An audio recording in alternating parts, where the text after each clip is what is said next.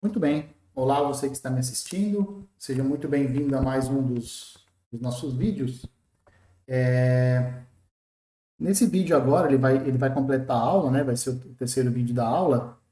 E o que nós vamos fazer agora é apresentar uma quarta face dos números complexos, como diz aí o título do vídeo, né? Mas o que eu quero dizer com face de número complexo? Bom, nós já vimos que o número complexo. Você acompanhou a parte ali de números complexos, você viu a parte de números complexos, nós vimos que todo número complexo pode ser visto de três formas diferentes. Na sua forma algébrica, que é a forma mais comum de você trabalhar com ele, que é a forma A mais BI, onde o A e o B são números reais. Essa é a primeira forma, então essa é o que eu chamo de primeira face, né? A primeira cara dos números complexos. A segunda é a forma polar dele, né?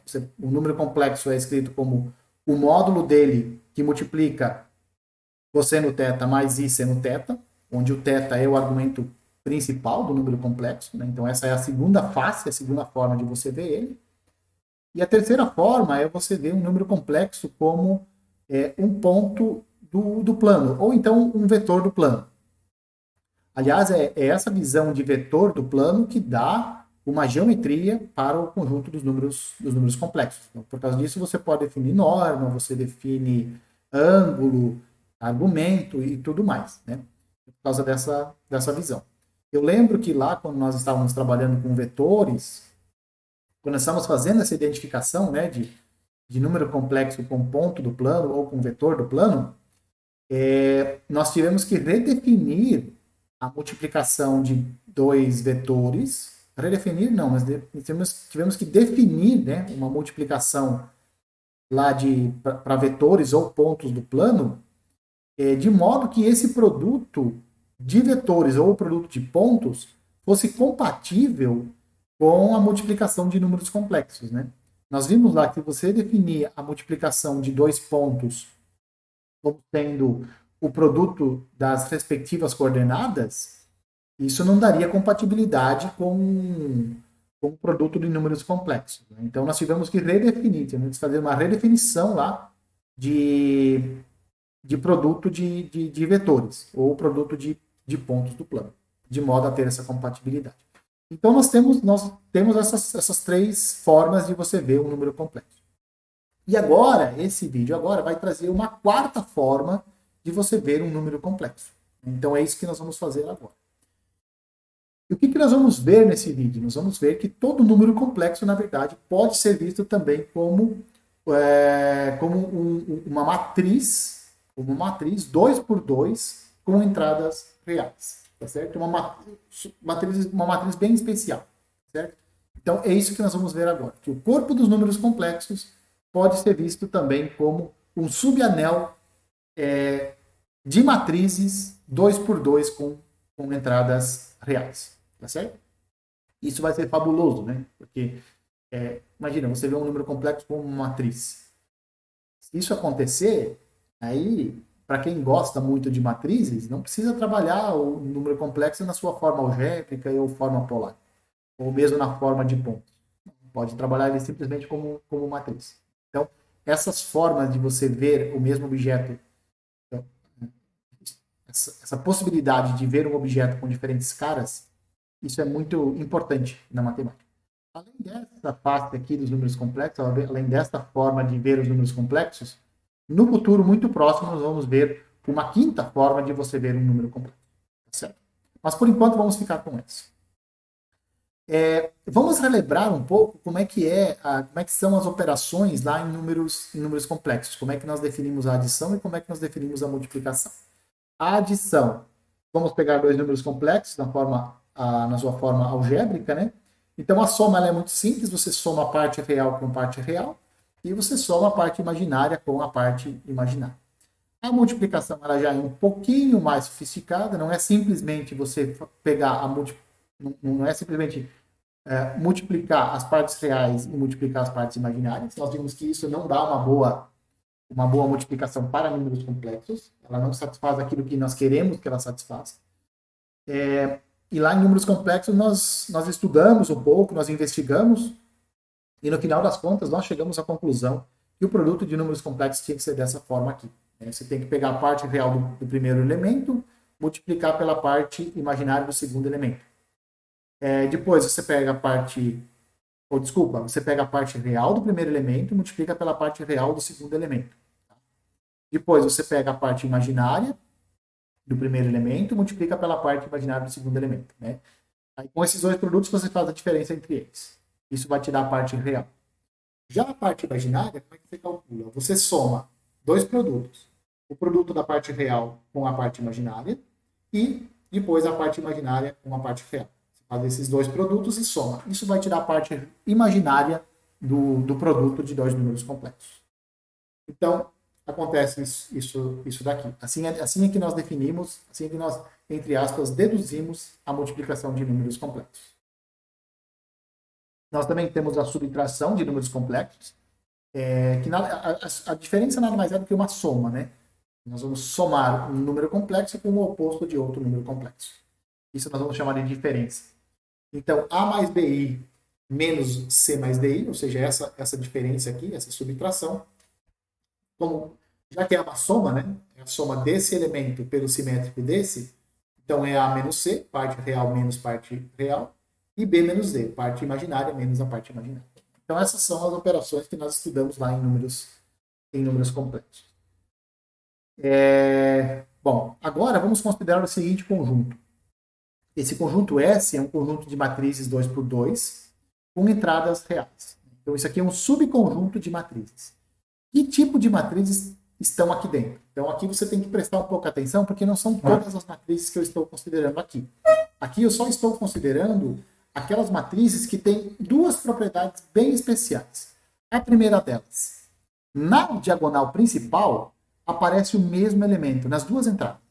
Então, nessa primeira entrada aqui da diagonal principal, aparece um número real. Então, nessa segunda entrada da diagonal principal aqui, tem que aparecer o mesmo número real. Então, essa é a primeira propriedade. A diagonal principal, só na diagonal principal aparece o mesmo elemento. Na diagonal secundária, aparece não aparece o mesmo elemento, mas aparece um elemento e o seu oposto. Tá certo? Então, se aqui aparece um número B, aqui embaixo tem que aparecer o oposto dele. Tá certo? Observe aqui, eu não estou dizendo que o B tem que ser positivo. O B pode ser real.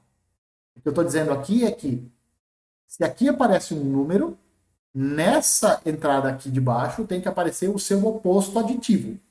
Então, se aqui aparecer 1, aqui é menos 1. Se aqui apareceu o menos 2, aqui tem que ser o oposto dele, o 2. Tá? Então, essas são as duas características das matrizes que estão nesse conjunto S, nesse subconjunto S aqui. Tá? Então, nós só vamos considerar esse tipo de matriz. Exemplo de matriz que está aqui dentro, a matriz nula. A matriz nula é uma matriz que está aqui dentro, porque na diagonal principal, as duas entradas da diagonal principal são iguais, a zero, inclusive, né? E na diagonal secundária, como também aparece o 0, 0 e 0, um é o oposto do outro. Então tá tudo certo aqui, tá bom? Outros elementos que aparecem, a matriz identidade. A matriz identidade é uma matriz que está aí dentro. E 1, 0 e 0. Então, o mesmo elemento na diagonal principal, na diagonal secundária, um é o oposto do outro. No caso, o oposto do 0 é o 0, né? Essa matriz aqui, ó, 2, 3, menos 3 e 2, também está no S. Mesmo elemento na diagonal principal. Né? Na diagonal secundária, aqui aparece um número real, aqui aparece o oposto. Esse elemento também está. Observe aqui, ó, mesmo elemento na diagonal principal. Aqui apareceu um número real, aqui apareceu o seu oposto. Ah, mas aqui é negativo. Ali em cima não está escrito negativo. Tá, você só não está vendo negativo. Mas pode estar escrito negativo aqui, porque o B é real. Tá certo? Então aqui apareceu um número real, aqui apareceu o seu oposto. Essa matriz aqui ela não está no conjunto S, porque na diagonal principal não aparece o mesmo elemento. Ah, mas aparece um elemento e seu oposto. Tudo bem, não está lá. Para estar no subconjunto S, na diagonal principal tem que ser o mesmo elemento. Mesmo que na diagonal secundária aqui tenha um número real e o seu oposto, aditivo. Mas não importa, tem que satisfazer as duas propriedades. Aqui eu coloquei matrizes só com entradas inteiras porque fica mais fácil de eu digitar. Né? Mas não precisa Não precisam ser entradas inteiras, podem ser quaisquer entradas reais, certo? Bom, nesse subconjunto S aqui, nós temos algumas propriedades. Vamos ver quais são elas. Primeiro, o que acontece se nós subtrairmos duas matrizes que estão aqui dentro? Duas matrizes desse tipo. Observe que essa matriz aqui do lado esquerdo é uma matriz desse tipo aqui. Essa matriz aqui do lado direito também é uma matriz que satisfaz as propriedades de estar em S. Porque na diagonal principal é o mesmo elemento, na diagonal secundária você tem um elemento e o seu oposto. E como é que fica, então, como é que fica a subtração dessas duas matrizes? Então, vamos ver. Como que nós definimos a subtração de matriz? Você subtrai entrada a entrada. Então, vai ficar assim. A menos C, B menos D, menos B mais D, né? Porque é menos menos, né? E A menos C. Tá certo? Isso aqui você pode reescrever da seguinte forma, né? A menos C, B menos D. Então, na primeira linha não muda nada. Esse número aqui de baixo, você pode reescrever ele. Você pode escrever ele como menos B menos D. O que nós estamos utilizando aqui? Nós estamos utilizando regra de sinal, né? Lá de anel. Né? E aqui aparece o A menos C. Então, ou seja, quando eu faço a subtração de dois elementos de S, o resultado continua sendo um elemento que está em S. Por quê? Porque essa matriz aqui, ela continua tendo aquela propriedade de estar em S. Que propriedade é essa? Na diagonal principal aparece o mesmo elemento, na diagonal secundária aparece um elemento e o seu simétrico. Aqui está o elemento, aqui está o seu simétrico. E a multiplicação? Como é que fica a multiplicação de duas matrizes desse tipo? Então, falta você me dizer agora que a multiplicação, o produto de duas matrizes desse tipo, continua dando uma matriz desse tipo. Eu espero que dê, porque se der, então nós temos que ser um subanel das matrizes. Então vamos ver. Como que é a multiplicação dessas duas matrizes? Quem que vai na primeira entrada? Como é que você calcula? Pega os elementos da primeira linha, multiplica pelos respectivos da segunda linha. Né? Então vai ficar AC menos BD. Depois, o outro elemento aqui, você pega a primeira linha, multiplica pelos respectivos elementos da segunda coluna. Né? Então vai ficar AD mais BC. Então esses vão ser os dois primeiros elementos Esses são os elementos da primeira linha. Na segunda linha, você pega o AB, você pega o menos, você pega essa segunda linha aqui, né? Menos A menos B e A, e multiplica por essa linha aqui. Então vai ficar menos BC menos AD. E finalmente o último elemento, né? Você pega a segunda linha e multiplica pelos respectivos elementos da segunda coluna. Então vai ficar menos BD mais AC. Tá certo? Então vamos investigar agora o que está acontecendo aqui. Vamos ver se nós conseguimos reescrever essa matriz produto, de forma a ter uma matriz desse tipo. Vamos ver. O que aparece na primeira linha? AC menos BD. AD mais BC. Esses são os elementos da primeira linha. Vamos olhar para o segundo elemento da diagonal principal aqui. Ó, olha para esse elemento aqui. É igual a esse elemento aqui, da diagonal principal? Ele é, só que está disfarçado, né? Aplica uma comutatividade. Estou nos reais. Então, posso aplicar uma comutatividade aqui. Aplico uma comutatividade da adição e vou ter AC menos BD. Tá? Vamos olhar para esse elemento aqui, o da diagonal secundária. Será que esse elemento é o oposto aditivo desse aqui de cima? Ele é. Basta você colocar o menos em evidência, né?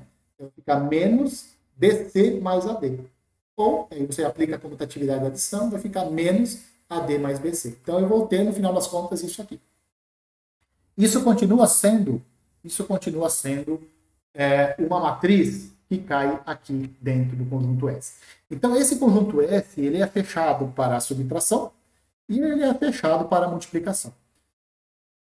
Além disso, ele claramente é não vazio. Nós já mostramos que tem pelo menos 4 elementos lá dentro. Na verdade, tem uma infinidade, né? Mas ele é um conjunto não vazio, então ele é um subanel das matrizes. Coisa curiosa, fato curioso, vamos lá. Vamos às curiosidades desse conjunto S aqui. Olha para a subtração de duas matrizes desse tipo. Olha o que aparece. Aqui, ó, essa matriz é AB menos B e A. Olha só para a primeira linha dessas duas matrizes.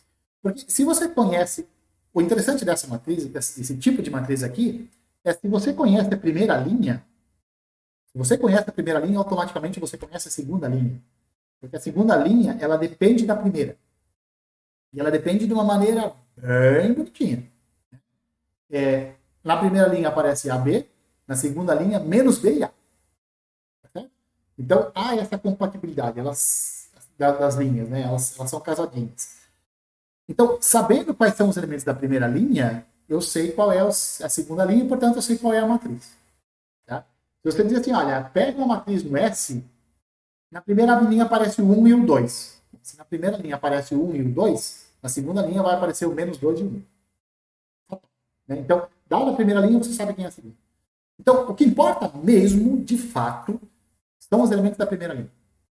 E dados eles, você tem a segunda. Então, vamos olhar só para a primeira linha aqui. Quando você faz a subtração dessas duas primeiras linhas aqui, olha o que vai aparecer. Vai aparecer A menos C e B menos D. Na multiplicação, também, vamos olhar só para as primeiras linhas aqui. Ó, né? Então, primeira linha, quer dizer, vamos olhar para a primeira linha do produto. Aqui, né? Então, o que acontece? Quando eu faço a multiplicação aqui dessas duas matrizes, eu pego a primeira linha e multiplico pelos elementos da primeira coluna aqui. Vai me dar esse elemento aqui, ó, AC menos BD. Tá? Para esse elemento aqui do lado, eu pego a primeira linha e multiplico pela segunda coluna. Não é verdade? Aí vai ficar AD mais BC. Eu não sei por que aqui apareceu um B. Aqui é A, tá? Então vai ser AD mais BC. Então apareceu isso daqui. Certo? Mas por que eu fiz isso? Porque eu quero que vocês reparem na diferença dessas duas matrizes, no produto dessas duas matrizes, e compare com a diferença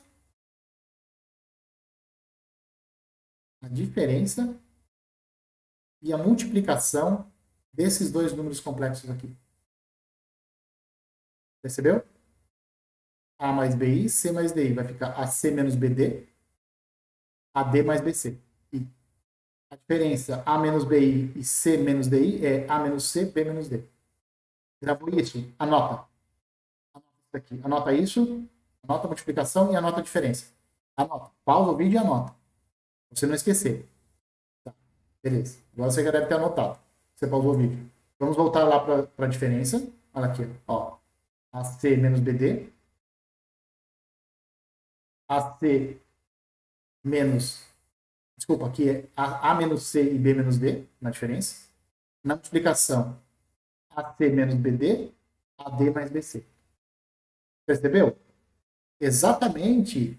É muito parecido com a multiplicação de números complexos. E aqui é muito parecido com a subtração de números complexos. Certo? Então é isso que eu queria que você notasse.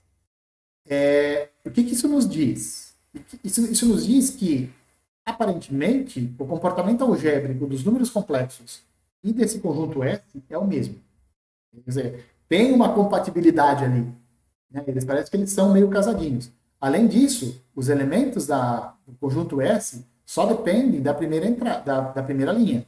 Você olha para a primeira linha, automaticamente você vê a segunda linha.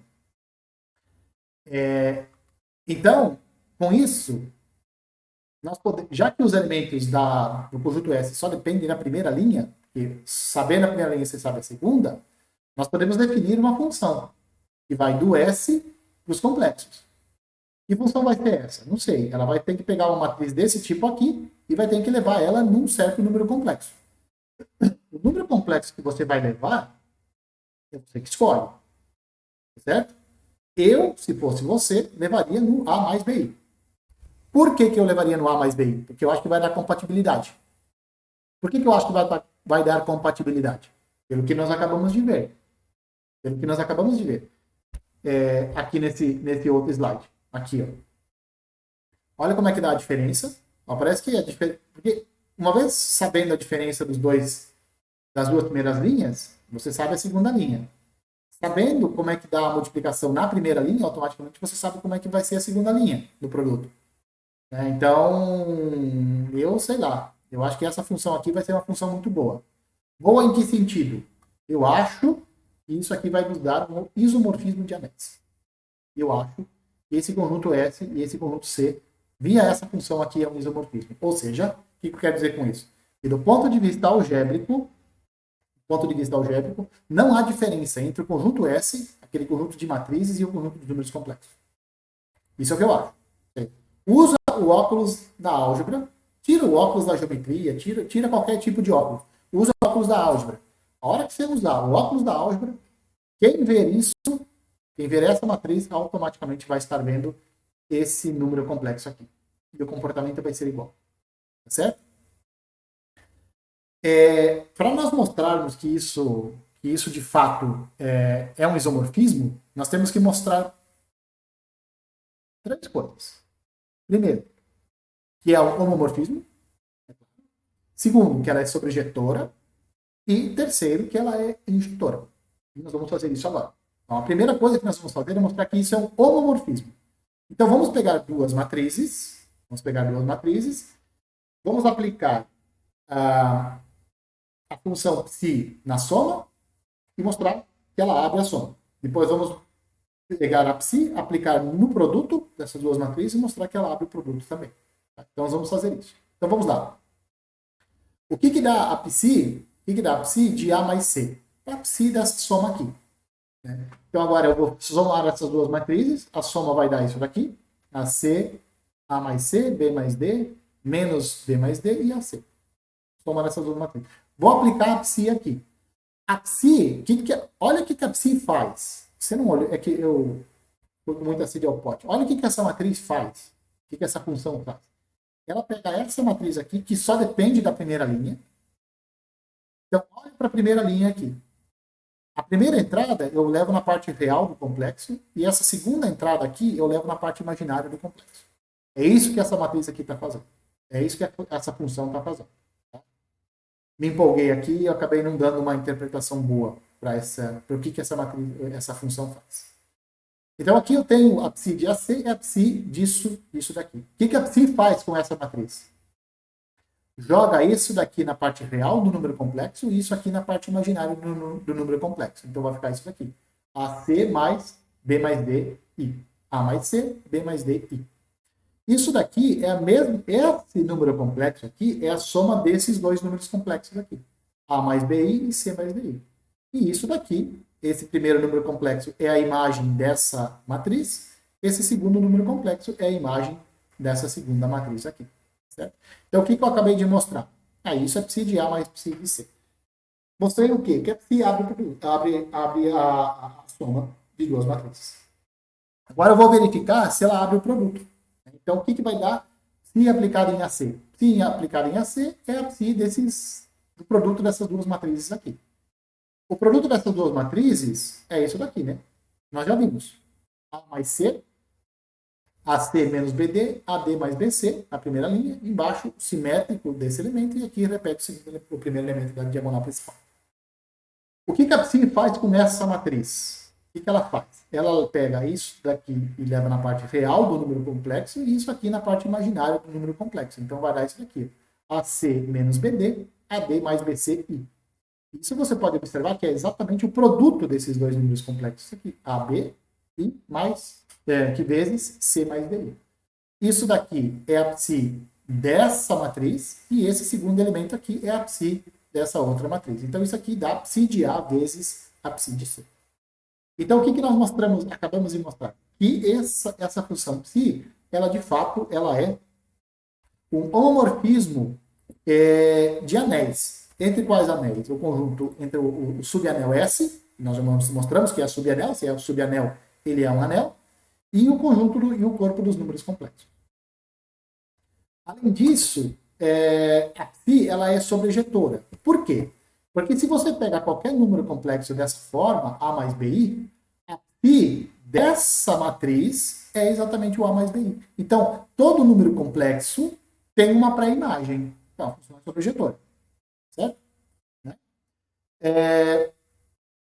Finalmente, nós vamos mostrar agora que a psi é injetora, que é tudo que está faltando para a psi ser um isomorfismo. Então, vamos lá. Para isso, nós vamos mostrar que o kernel dela é a matriz nula. Tá certo? Então, vamos lá. Nós poderíamos definir a inversa. nós poderíamos definir a inversa dela, não precisaria mostrar que ela é sobrejetora nem injetora. Se eu definir uma inversa, essa inversa, ou seja, a existência da inversa vai me dizer que a função é bijetora. Eu não precisaria mostrar que ela é sobrejetora e injetora. Por que eu resolvi fazer assim? Para usar aquela proposição, né? Que uma função é um homomorfismo é injetor, sem somente ser o seu núcleo é o zero. O zero das matrizes do conjunto F é a matriz nula. Né? Então, eu quero usar aquela proposição. Eu vou mostrar que o núcleo é zero. Se o núcleo é zero, é porque o nosso homomorfismo é injetor. Então, vamos pegar uma matriz desse tipo que está no núcleo. Matriz AB menos BA. Ela está no núcleo. Se ela está no núcleo, a imagem dela é zero. É o zero dos complexos. O zero dos complexos é zero mais zero i. Dizer isso aqui é a mesma coisa que dizer isso. Psi de A ser a 0 mais 0i significa que a psi dessa matriz é 0 mais 0i, uma vez que A é essa matriz. O que dá a psi dessa matriz aqui, AB menos BIA? Isso dá o número complexo A mais BI. E aqui é o complexo zero. Então, a psi dessa matriz é zero, sem somente ser esse número complexo é igual a esse outro número complexo. Isso só ocorre se o A e o B forem zero. Se o A e o B forem zero, é porque essa matriz aqui é a matriz nula, portanto, no núcleo só tem a matriz nula e logo ela é uma função injetora. Tá? Então, de fato, todo número complexo A mais BI, pode ser visto como uma matriz desse tipo aqui, AB menos BI. Isso é muito legal por vários motivos. Primeiro que você tem uma nova forma de ver um número complexo. Se tem um cara que é apaixonado, suponha que alguém de você seja extremamente apaixonado por matrizes. Gosta de fazer contas com matrizes. Bom, e não gosta de fazer conta com números complexos do jeito convencional lá que se faz. Bom, vem aqui e trabalha com matrizes. Pronto, matriz desse tipo aqui. Né? E aí agora você pode brincar à vontade com essa psi. Você pode se perguntar, mas qual é a matriz que vai parar no I? Você pode pensar, qual matriz vai parar no I? Qual matriz vai parar não sei aonde? E assim por diante. Então, daqui para diante, o céu é o limite para você fazer perguntas a respeito dessa função psi aqui. O que esse resultado, além dessa parte interessante aí de você ver um número complexo com matriz, né, ou seja, dar uma nova cara para eles, como que você pode interpretar esse resultado, esse isomorfismo? Primeira coisa, você tem um anel não comutativo que possui um corpo como um subanel. Como assim? Traduz isso. Ó, há um anel comutativo que possui um corpo como um subanel. De qual anel não comutativo eu estou falando? Das matrizes 2x2, ou entradas reais. Isso é um anel não comutativo. Dentro dele tem um corpo como subanel. Que corpo é esse? O corpo S. O S, ele é muito mais que um subanel. Ele é um corpo. Mas por quê? Porque o S e os complexos são isomórficos. Os complexos são um corpo, então aquele conjunto S é muito mais que um subanel. Ele é um corpo também. Então, ele é um corpo contido num anel não comutativo, que no caso as matrizes 2x2, com entradas reais. Então, essa é a primeira interpretação interessante que você pode dar desse nosso resultado. A segunda é, claro, que nós podemos ver o corpo dos números complexos como um conjunto de matrizes. Né? Então, a primeira eu acho fabulosa, né? Porque você olha para um você olha para um anel não comutativo, você fala, bom, se o anel é não comutativo, dentro dele não pode ter coisa que comuta. Pode, o centro dele, por exemplo, né? Tudo bem, tem elementos que comutam, mas elementos que tem inverso, não dá, porque o anel nem comutativo ele é, dá, e nós mostramos que dá. Existem anéis não comutativos que têm subcorpos ou que têm corpos contidos nele como subanéis. Como eu já falei para você, né, que nós podemos começar a fazer todo tipo de pergunta agora. Né? Por exemplo, como que fica os conceitos de números complexos no conjunto S? Então, por exemplo, como que fica a norma? de, dessas matrizes? O que é conjugado? O que é a forma polar de um elemento de S? Já que são isomorfos, você pode transferir todos os conceitos que você viu de números complexos, você pode trazer agora lá para matrizes. Então, o que é o conjugado? O que é a norma de uma matriz daquele tipo? Qual é a forma polar? E assim por diante. Isso que eu falei que o céu é o limite. Agora você pode fazer indagações do jeito que você quiser. Eu quero que você pense nisso. Tá certo? Tem um artigo que eu publiquei com um aluno meu. Ele foi meu aluno no mestrado profissional em matemática, o tal do Profmat. Né? Nesse artigo, nós estudamos um pouco sobre essa relação entre números complexos e matrizes. O nome do artigo é Geometria no conjunto das matrizes. Ele foi publicado numa revista que chama-se Revista Eletrônica da Matemática. Então você pode jogar lá no Google Geometria no conjunto das matrizes e coloca lá meu nome junto. Você vai ver. Eu acho que o segundo ou terceiro link que aparece vai ser esse artigo aí que eu estou falando para você. Lá o que nós fizemos? Nós usamos elemento de álgebra linear, no caso, produto interno, e especialmente produto interno, e definimos, então, uma norma no conjunto das matrizes, definimos ângulo no conjunto das matrizes, e o que nós mostramos? Nós mostramos que essa função psi que nós definimos aqui, essa função psi aqui, ela não só preserva a estrutura algébrica, mas ela também preserva a estrutura geométrica. Certo? Então, quem tiver curiosidade, dá uma olhada nesse artigo, Geometria no conjunto das matrizes, Revista Eletrônica de Matemática, lá do Instituto Federal lá de Caxias do Sul. A abreviação da revista é REMAT. Joga lá no Google que você vai ver. Beleza? Bom, era isso que eu tinha para falar para vocês nesse vídeo. Espero que vocês tenham curtido, espero que vocês tenham gostado. Eu curto muito, eu gosto muito desse tipo de coisa. É uma curiosidade. Eu adoro esse tipo de curiosidade, né? E por isso eu resolvi trazer para vocês, tá certo? Bom, deixa eu parar de enrolar aqui. Um abraço a todos. Eu espero que vocês me vejam nos próximos vídeos.